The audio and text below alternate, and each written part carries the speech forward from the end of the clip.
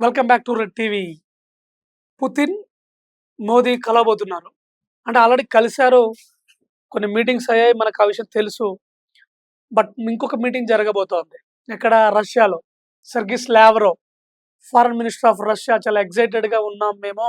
మోడీ గారు రావాల్సిందే, మోడీ గారు మాతో మాట్లాడాల్సిందే అని మోడీ గారు మంచి రిలేషన్‌షిప్స్ మెయింటైన్ చేస్తున్నాం కదా! ఇంకా బాగా డెవలప్ అవ్వాల్సిందే, మన ఫ్రెండ్‌షిప్ ఇంకా కాంక్రీట్ స్ట్రాంగ్ అవ్వాల్సిందే అని చెప్తున్నారు. ఇది ప్రపంచ దేశాల్లో చాలా టాప్ కంట్రీస్ అనుకునే వాళ్ళకు నిద్ర పట్టని విషయం. మీకు ఇంకో సర్ప్రైజ్ కూడా ఉంది. ఇప్పుడు మోదీ గారు అక్కడికెళ్ళిన తర్వాత నవంబర్, డిసెంబర్‌లో ఇదే సంవత్సరం 2026లో బ్రిక్స్ సమ్మిట్ ఉంది. మళ్ళీ పుతిన్ గారు ఇక్కడికొస్తారు. సో 2025, 26 మ్యాక్స్ ఈ అంటే 25 ఎండింగ్‌లో నవంబర్, డిసెంబర్ ఆ టైంలోనే పుతిన్ ఆల్రెడీ వచ్చాడు డిసెంబర్‌లో. మళ్ళీ ఈ సమ్మర్‌లో దగ్గర దగ్గర మే ఎండింగ్ వరకు ఒకసారి కలిసే అవకాశం ఉంది. మళ్ళీ తర్వాత ఈ సంవత్సరం ఎండింగ్‌లో ఇంకోసారి కూడా కలిసే అవకాశం ఉంది. కంటిన్యూ మీటింగ్స్ అనేవి జరుగుతా ఉన్నాయి. సో దేని గురించి? International relationships, international politics, international war situations, betterment situation ఏంటిదేంటిదనేది తెలుసుకోవడం కోసము ఈ రష్యా అనేది కీ రోల్ ప్లే చేస్తున్న విషయం తెలుసు. సో అది మోడీతో పంచుకొని ఇద్దరు కలిసి మాస్టర్ మైండ్స్ లాగా ప్లాన్ చేసుకొని దాని బెటర్‌మెంట్ ఏదో చూడాలి అనేది. ఇందులో కామన్ ఏంటంటే రష్యా, ఇండియా టార్గెట్ వచ్చి అమెరికా. ఎందుకంటే అమెరికా ఆల్మోస్ట్ నేను బిగ్ బాస్ వరల్డ్ కప్ అనుకుంటది కాబట్టి దానికి చెక్ పట్టడం కోసమే ఈ ప్రయత్నాలు జరుగుతున్నాయి రష్యా, ఇండియా, చైనా నుంచి. ఆ టెన్షన్ చాలా ఎక్కువ ఉంది కరెన్సీ వైజ్ నుంచి గానీ, ఇంటర్నేషనల్ పాలిటిక్స్ వైజ్ నుంచి గానీ. సో దాని గురించి మనం క్లియర్‌గా మాట్లాడుకుంటే పుతిన్ ఒక అడుగేసి అవసరమైతే ఓ వెనక్కు తగ్గైనా ఇండియాకు ఫేవర్‌గా చేస్తాడు.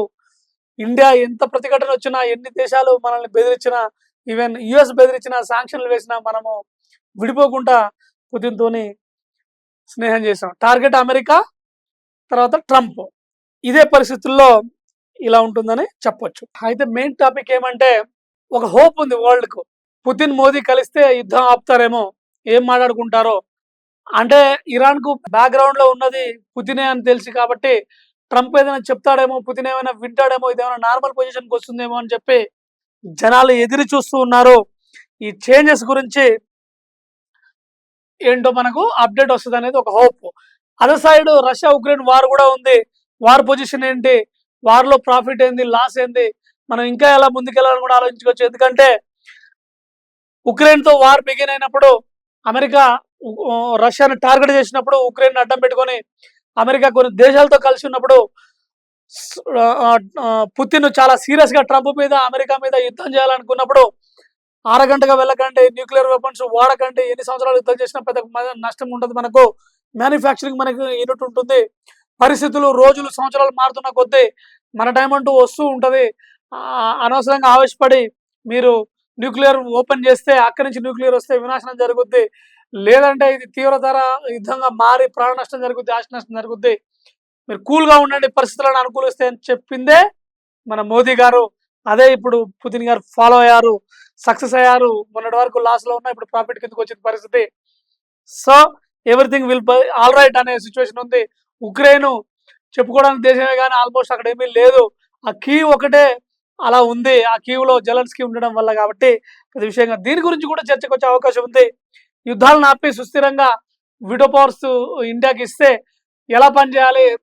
గ్లోబల్ పాలిటిక్స్, గ్లోబల్ వార్స్ మూవ్‌మెంట్‌లో మనం ఎలాంటి విషయాలు మాట్లాడుకొని, ఎలాంటి పరిస్థితుల్ని క్రియేట్ చేసి నార్మలైజ్ అవ్వాలనేదే వాళ్ళ థాటు.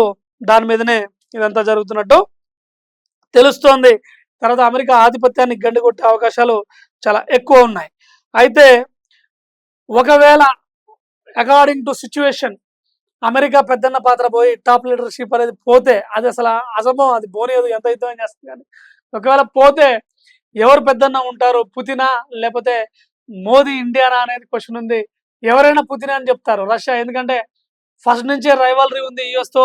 ఓ టాప్ కంట్రీ. డిఫెన్స్ ఎక్విప్‌మెంట్ మొత్తం మనం రష్యా నుంచే తెచ్చుకున్నాం కాబట్టి ప్రపంచ స్థాయిలో పుతిన్‌కు పెద్ద ఫాన్ ఫాలోయింగ్ ఉంది.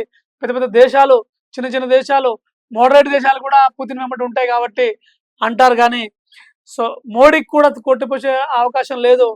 పుతిన్ పెద్దన్న అయితే ఇండియా అయినట్టే, ఇండియా పెద్దన్న అయితే పుతిన్ అయినట్టే. రెండు వేరు కాదు. ఐడియాలజీలో గాని, కోఆపరేషన్‌లో గాని, ఫ్రెండ్‌షిప్‌లో గాని అని చెప్పుకోవచ్చు. అయితే ఈ మీటింగ్ పై యూఎస్ చాలా ఇంట్రెస్టింగ్‌గా చూస్తుంది. వీళ్ళేం మాట్లాడుకుంటారో, ఏం చేంజెస్ చేస్తారో, లేదంటే ఈ యుద్ధాన్ని ఆపుతారా? ఇంకా పొడిగిస్తారా? యూఎస్ మీద ఎలాంటి డిస్కషన్ చేస్తారు? యూఎస్‌ని ఎలా దెబ్బ కొడతారనే టెన్షను అమెరికాకుంది. చూడాలి. ప్రపంచ స్థాయిలో అన్ని మీడియా సంస్థలు, ముఖ్యమైన దేశాలు, 10 పర్మనెంట్ మెంబర్స్, వీటో పవర్ ఉన్న యుఎన్ఓ, తర్వాత టాప్ కంట్రీస్, ముఖ్యంగా పాకిస్తాన్ కూడా భయపడుతోంది.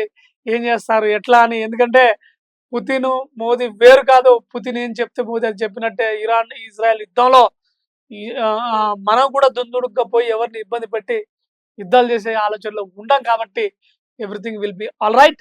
సో, పుతిన్, మోదీ మరోసారి కలవబోతున్నారు. మీకు గుర్తుందో లేదో బీజింగ్‌లో మోదీ గారి కోసం వెహికల్ తీసుకొనొచ్చి 10 నిమిషాలు ఒక హోటల్ దగ్గర ఆగి, ఆయన మీద థ్రెట్ ఉంది. సీఏఏ అటాక్స్ ఉన్నాయి.